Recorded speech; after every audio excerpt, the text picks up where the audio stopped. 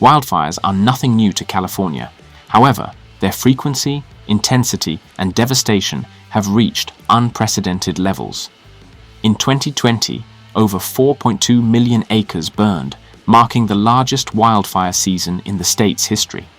That year also saw 5 of the 6 largest wildfires ever recorded in California, including the August Complex Fire, which scorched over 1 million acres alone.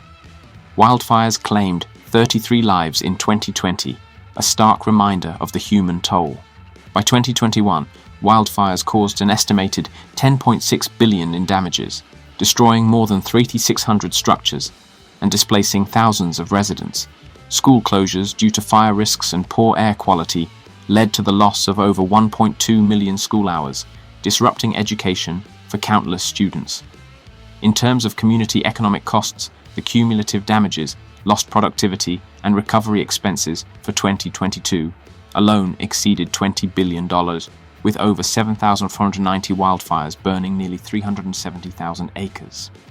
In 2024, California faced unprecedented wildfire devastation, with economic losses estimated between $135 billion and $150 billion, marking it, potentially, the most costly wildfire season in the state's history.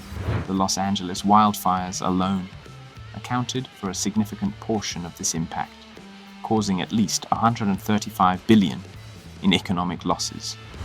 These figures encompass both insured and uninsured property damages, business interruptions, healthcare costs due to smoke-related illnesses, and extensive infrastructure repairs. These statistics underscore the urgent need for improved wildfire management and prevention strategies across the state. The debate about the causes rages on climate change on one side, and critics pointing fingers at woke policies on the other. But what exactly are woke policies, and why are they being blamed? Woke policies often refer to progressive initiatives aimed at environmental justice, equity, and sustainability. Supporters say these policies protect people and ecosystems. Critics argue they lead to overregulation, poor resource management, and unintended consequences. One major area of concern is forest management. Historically, California's forests were maintained through controlled burns, thinning of overgrown areas, and clearing dead trees. This still happens in other states like Florida. These methods mimic natural processes and reduce fire fuel. But in recent decades, some critics claim that environmental policies emphasizing conservation over intervention have led to fire-prone conditions. For example, environmental groups have opposed logging and controlled burns in some cases, citing wildlife and habitat protection. But could these policies be backfiring? Some experts say controlled burns are essential for managing fire risks, but in California, legal and regulatory hurdles often make them hard to implement. Add to that an underfunded forestry department, and you have a recipe for disaster. Conducting a prescribed burn in California requires navigating a complex web of regulations. Burn plans must comply with state and local air quality standards, obtain multiple permits, and align with environmental policies designed to protect wildlife and habitats. While these regulations aim to safeguard public health and the environment, they can inadvertently impede timely and necessary fire management. The key regulatory challenges are permitting delays, liability concerns, and air quality restrictions. Lengthy approval processes can push planned burns beyond optimal seasonal windows. There are liability concerns surrounding fear of legal repercussions.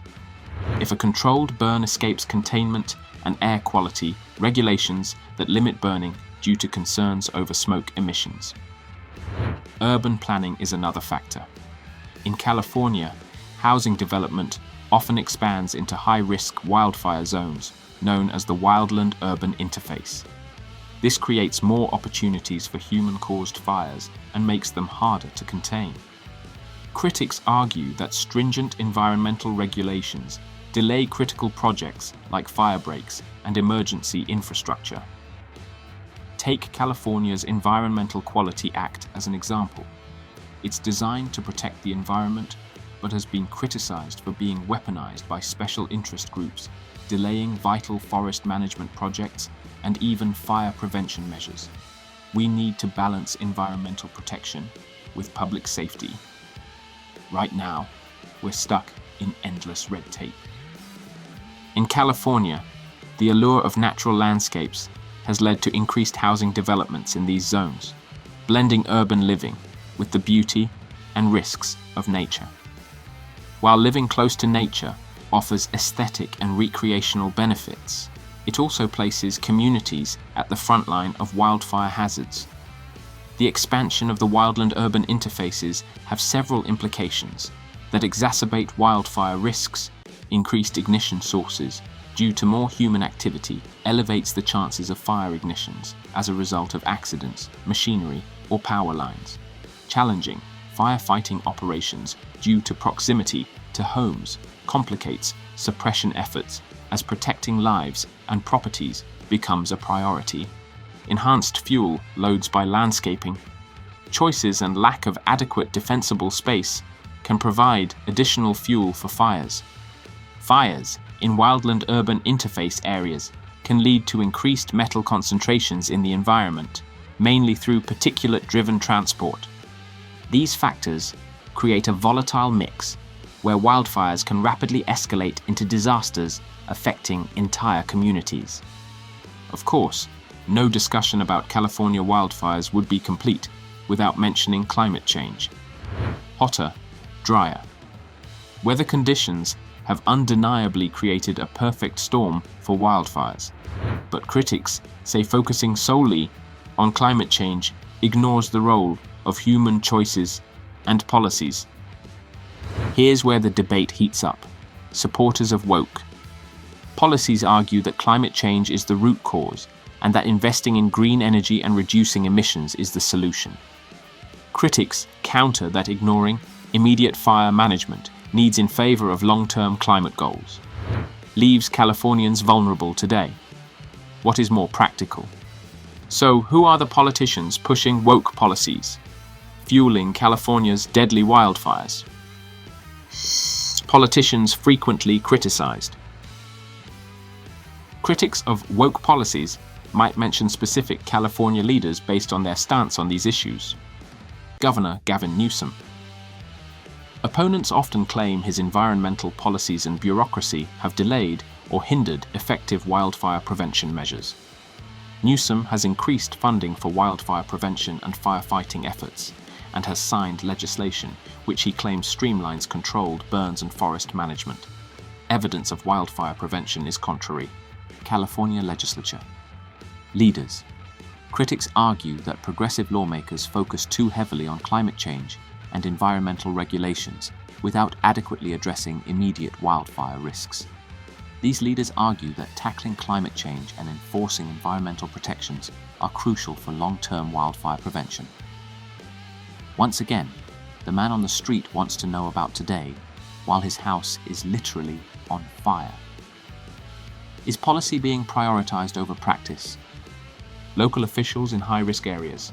Some city or county leaders have faced criticism for approving housing developments in wildland-urban interface zones and insufficient fire department budgets.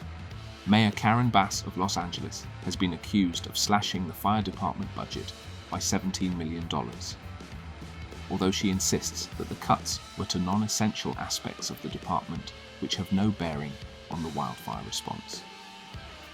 Local officials often point to the statewide housing crisis as a reason for these decisions. The reality, as always, is complex. While some environmental regulations may have unintended consequences, the challenges are not solely the result of progressive ideologies. It's a combination of factors: climate change, resource management, urban planning, and yes, sometimes overregulation. The last three factors are shaped by politicians who are overwhelmingly progressive in California. There appear to be three key solutions to short-term wildfire management: increase controlled burns and forest thinning, streamlined regulatory approvals for fire prevention, projects, investment in infrastructure, and emergency response. We don't have to choose between protecting the environment and keeping people safe. With collaboration and balanced policies, California can tackle its wildfire crisis head-on. What do you think? Are woke policies contributing to California's wildfires? Or is this a convenient scapegoat for deeper systemic issues?